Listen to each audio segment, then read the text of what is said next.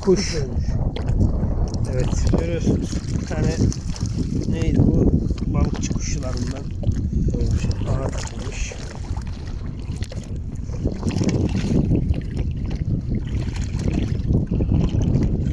Güzelce şimdi atı ver.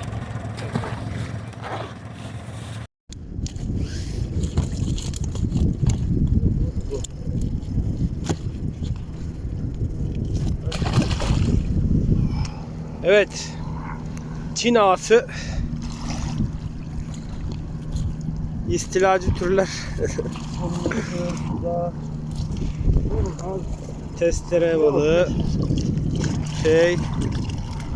Aralarında biraz da turna çıkıyor ama boş göz yok yani. Maşallah. Bu kadar ağ atmaya da bu göl böyle. Maşallah, maşallah. Bak şimdi bak çek. Evet. İsrail sazanı katliamı. Eyvah eyvah.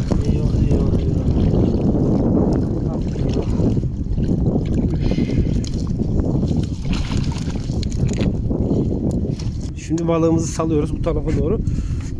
Evet. Çok güzel bir anaç bir turnamız. Evet. Evet maşallah. Gidiyor. Gitti. Gene anaç bir turnamız. Güzel bir balık. Gene bunu da hemen havyarlı olduğu için hemen suya iade edelim. Ben böyle bir şey görmedim ya. Şuraya bakar mısın? Böyle bir çapa bak hepsi gibi. Eyvah eyvah. İsrail ya. katliamı. Ya yemin ederim böyle bir şey yok. Bak şurada göster bak aşağıya. Göle bak göle. Gölün maşallahı var diyelim. Tabii biz burada tırmalamaya devam. Beyler hava soğuk, ellerimiz dondu. Ama geleceğimiz için mücadele ediyoruz. İsopter olarak Orman Bakanlığımızın desteğiyle, Polis Orman Bakanlığımızın desteğiyle şu an mücadelemizi veriyoruz.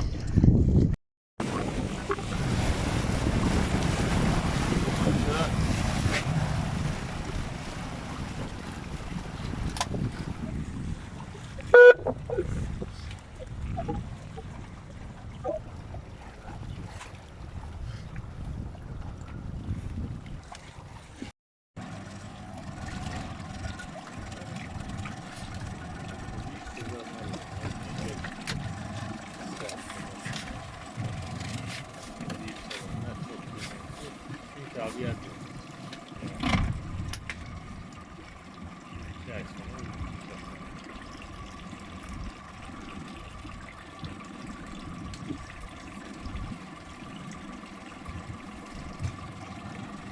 Abi ne yapalım? En son yemin ediyordum bırakacağım diye. Abi yemin ediyoruz gidiyoruz aç kalıyoruz abi. Ne yapalım? Bizi işe almıyor.